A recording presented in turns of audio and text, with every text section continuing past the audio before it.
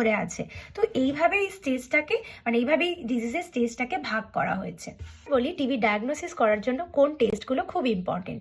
আমরা যারা সাব সেন্টারে কাজ করি অথবা হসপিটাল সেটআপে, তাদের প্রত্যেকের ক্ষেত্রে প্রথমবারে পেশেন্ট যদি সাসপেক্ট হয়ে আসে তো আমরা তাকে কপ টেস্ট করতে পাঠাই, যেটাকে বলে স্পুটাম টেস্ট।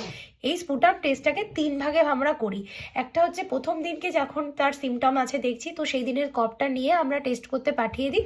সেটা মাইক্রোস্কোপি করে আমাদেরকে ডিটেকশন বা বলে দেওয়া হয় যে সেই ব্যক্তিটির টিবি আছে কি নেই, সেই রকমই ব্যাপার। এবং কিন্তু নর্মালি এটা করা উচিত 3 দিনের কফ নিয়ে, মানে প্রথম যেদিনকে পেশেন্টটি এসছে হসপিটালে সেই দিনের কফ, তার পরের দিনের এবং তার পরের দিনের কফ। এটা একদম আর্লি মর্নিংয়ের কফ, কোনো রকম খাওয়া ছাড়া, মানে এমটি স্টমাকে আসলো, পেশেন্ট জাস্ট মুখটাকে ধোয়ার পরে প্রথম যে থিক স্পুটাম আসবে সেটাই একটা কফ বক্সের মধ্যে দিয়ে টেস্ট করতে আমরা পাঠাবো। এটা হচ্ছে সব থেকে কনফার্মেটরি ডায়াগনোসিস এবং এটার মাধ্যমে আমরা ডিটেক্ট করতে পারবো সেই ব্যক্তিটির টিউবারকুলোসিস আছে আর নেই। এই যে টেস্টটি মানে সাইটিবি টেস্টটা করে আমরা ওই ব্যক্তির দেহে অ্যাক্টিভ টিবি আছে কিনা সেটা ডিটেক্ট করতে পারি এবং সেই ব্যক্তির রিফাম্পিসিন বলে যে ড্রাগটি আমরা টিবির মেডিসিনে ইউজ করে থাকি সেটা রেজিস্ট্যান্স হয়েছে কিনা সেটা ডিটেক্ট করতে পারি।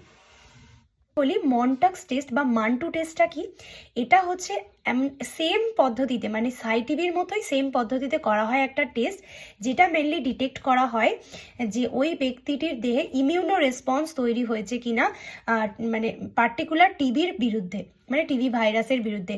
মানে এটা জেনারেলি বলতে হবে যে কোনো ব্যক্তির প্রিভিয়াসলি টিবি হয়েছে, তো তার দেহে টিবির বিরুদ্ধে একটা অ্যান্টিবডি তো তৈরি হয়ে গেছে, তো সেইটা ডিটেকশনের একটা টেস্ট যদি বলা হয় সেটা হচ্ছে মান্টু টেস্ট।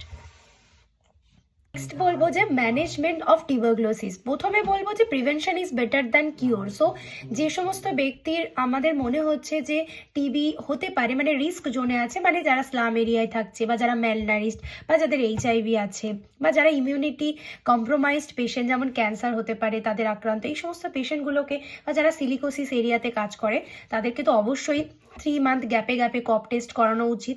এগুলো আমরা করবো। তাছাড়া খাওয়া দাওয়া ঠিক করে করবো এবং ডেফিনেটলি নিজের প্রতি একটু কেয়ারফুল হতে হবে।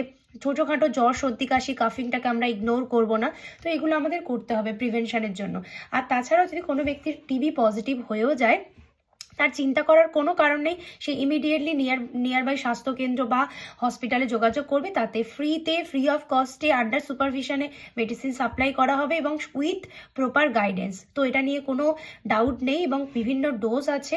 যদি সেই ব্যক্তিটির টিবি হয়তো পজিটিভ হয়নি বাট সে এক্সপোজ হয়েছে, তাদের জন্য আলাদা মেডিসিন আছে, যাদের পজিটিভ হয়েছে তাদের জন্য আলাদা ডোজ আছে। তো সেগুলো ডক্টরের তত্ত্বাবধানে থেকে সেগুলোকে কমপ্লিট করতে হবে। তো এই ছিল টিবি রিলেটেড টোটাল ইনফরমেশন।